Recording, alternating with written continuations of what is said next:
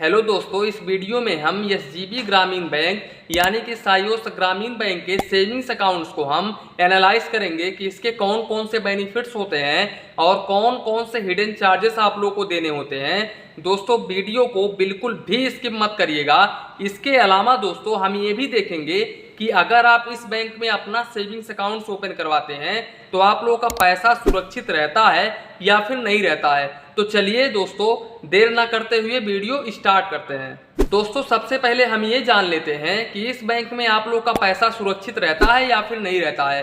तो दोस्तों, जानकारी के लिए मैं आप लोगों को बता दूं कि DICGC जो कि RBI की एक सब्सिडी बॉडी है, जिसके अंतर्गत हर बैंक के हर कस्टमर को 5 लाख रुपए तक का इंश्योरेंस प्रोवाइड किया जाता है। दोस्तों, यहाँ पर कभी भी ये बैंक डूब जाता है तो ऐसे केसेस में आप लोगों का अमाउंट 5 लाख रुपए तक मिल सकता है। ये बैंक DICGC से इंश्योर होता है।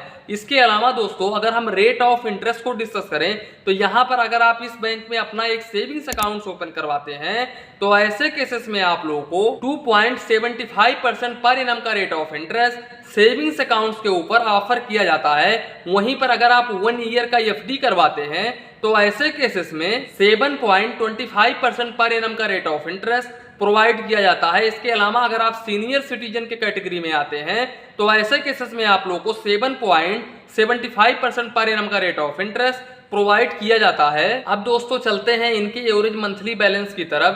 तो यहाँ पर मैं आप लोगों को बता दूं कि अगर आप चेकबुक लेते हो तो ऐसे केसेस में semi urban, urban, metro cities में आप लोगों को 500 रुपये मेंटेन करना होता है। वहीं पर अगर हम रूरल एरिया की बात करें तो यहाँ पर आप लोगों को 250 रुपये मेंटेन करना होता है। इसके अलावा दोस्तों, अगर आप चेकबुक नहीं लेते हो तो ऐसे केसेस में आप लोगों को रूरल में 100 रुपये मेंटेन करना होता है और semi urban, urban, metro cities में आप लोगों को 250 रुपये मेंटेन करना होता है।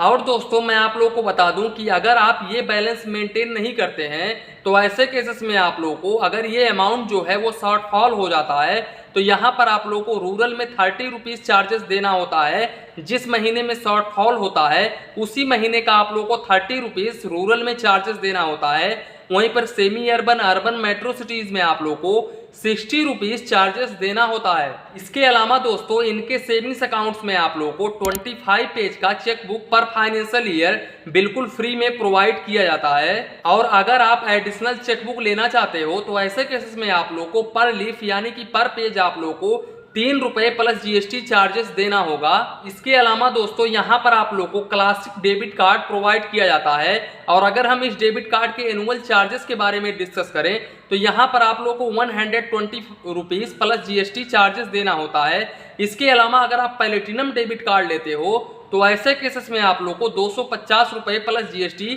चार्जेस देना होता है। और अगर हम इस डेबिट कार्ड के लिमिट को डिस्कस करूं तो यहाँ पर आप इस डेबिट कार्ड से 25,000 रुपये पर डे निकाल सकते हैं और 50,000 रुपये तक आप ऑनलाइन ट्रांजैक्शन कर सकते हैं। इसके अलावा दोस्तों, अगर हम काउंट ऑफ ट्रांजैक्शन की बात करें तो यहाँ पर आप इस ATM से स्टेट बैंक ऑफ इंडिया के ग्रुप ATM से अनलिमिटेड पैसे निकाल सकते हैं। वहीं पर दूसरे SBI ATM से आप 5 बार पैसे निकाल सकते हैं पर मंथ, फाइनेंशियल और नॉन फाइनेंशियल में। इसके अलावा मेट्रो सिटी में आप 3 बार पैसे निकाल सकते हैं। अब दोस्तों, यहाँ पर काफ़ी सारे लोगों का एक सवाल होगा कि स्टेट बैंक ऑफ इंडिया का ग्रुप ATM क्या है, ये कहाँ पर होता है। तो दोस्तों, यहाँ पर मैं आप लोगों को बता दूं कि जब मैं इनके बैंक के वेबसाइट पर जाके चेक किया तो यहाँ पर मुझे साफ साफ स्टेट बैंक ऑफ इंडिया का ग्रुप ATM लिखा हुआ था दोस्तों, मुझे दिखा।